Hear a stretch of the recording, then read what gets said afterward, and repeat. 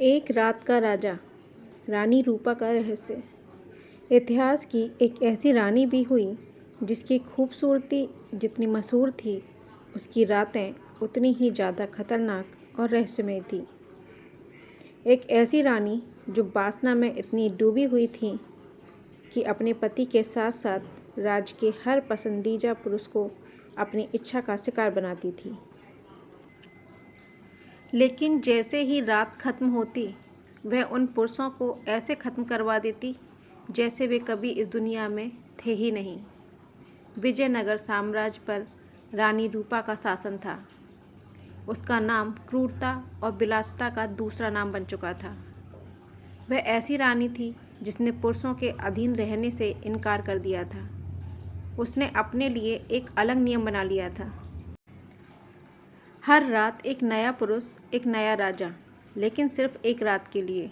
उसका साम्राज्य बहुत विशाल था, लेकिन उससे भी विशाल उसकी इच्छाएं थी।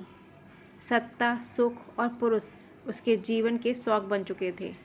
वह प्रेम में विश्वास नहीं करती थी और ना ही किसी एक पुरुष के लिए खुद को समर्पित करती थी।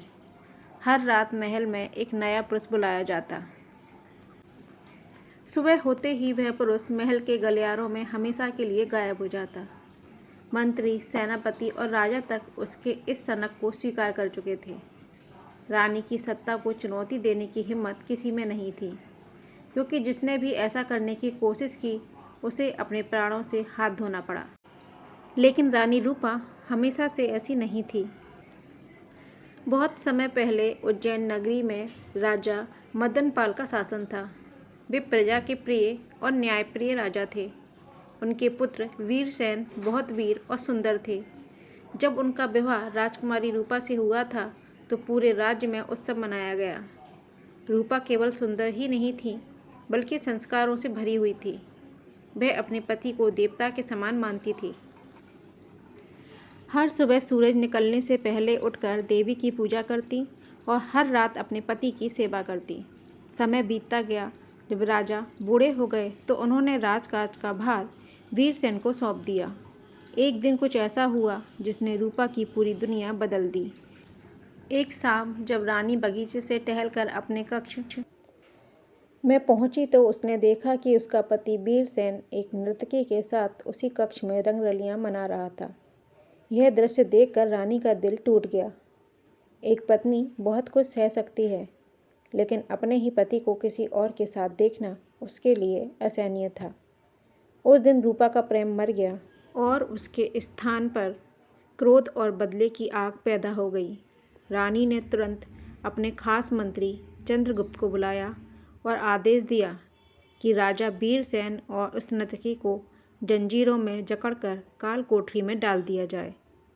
उसी दिन से रानी रूपा का स्वभाव पूरी तरह से बदल गया। अब हर रात एक नया पुरुष महल में बुलाया जाता और सुबह होते ही वह हमेशा के लिए गायब कर दिया जाता। एक दिन चांदनी रात में रानी अपने बगीचे में टहल रही थी। तभी उसकी नज़र एक युवक पर पड़ी। वह बेहद सुंदर और तेजस्वी था।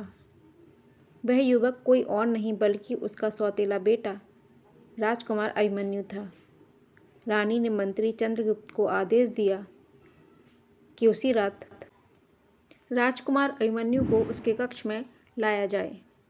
जब मंत्री ने यह बात अभिमन्यु को बताई तो वह कुछ क्षण के लिए स्तब्ध रह गया। उसने रानी की क्रूरता के बारे में बहुत कुछ सुन रखा था, फिर भी वह मंत्री के साथ महल की ओर चल पड़ा। जब वह रानी के कक्ष में पहुंचा तो रानी सज धज कर उसका इंतजार कर रही थी।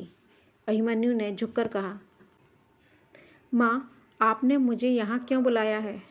रानी गुस्से से बोली, कौन माँ और किसकी माँ? आज रात तू मेरा राजा है और मैं तेरी रानी। सुबह क्या होगा ये तुझे पता ही है। यह सुनकर अभिमन्यु के होश उड़ गए। फिर उसने शांत स्वर में कहा, अगर मुझे मरना ही है तो रात बहुत लंबी है। क्यों ना मैं आपको एक कहानी सुना दूँ? रानी ने कहा, ठीक है, अगर कहानी सुनानी है तो सुनाओ। तब अभिमन्यु ने सिंगल द्वीप की राजकुमारी पद्मावती और उसके बुद्धिमान तोते हीरामन की कहानी सुनानी शुरू की। वह धीरे धीरे कहानी सुनाता रहा। उसकी कहानी में ज्ञान, धैर्य और सच्चाई छुपी थी।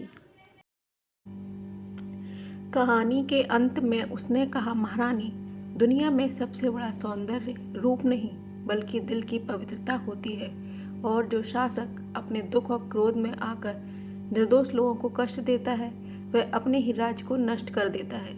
ये शब्द सुनकर रानी रूपा कुछ देर के लिए चुप हो गई। पहली बार किसी ने उसके सामने सच्चाई कही थी। उसे अपने अतीत की याद आने लगी। वह दिन जब उसने अपने पति को धोखा देते देखा था और उसी दर्द में उसने पूरी दुनिया से बदला लेना शुरू कर दिया था। उसकी आंखों में आंसू आ गए।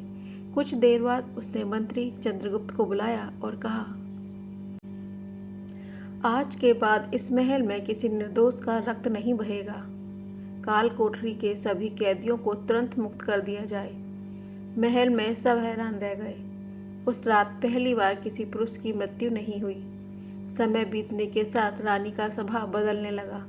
उसने न्याय और दया के साथ राज्य चलाना शुरू किया और राजकुमार अभिमन्यु वह व्यक्ति बना जिसने एक कहानी सुनाकर एक क्रूर रानी का हृदय बदल दिया। क्रोध और बदला इंसान को अंधा बना देते हैं, लेकिन सच्चाई और समझदारी से कठोर दिल भी बदल सकता है। ऐसी और कहानियों के लिए चैनल को सब्सक्राइब करना ना भूलें।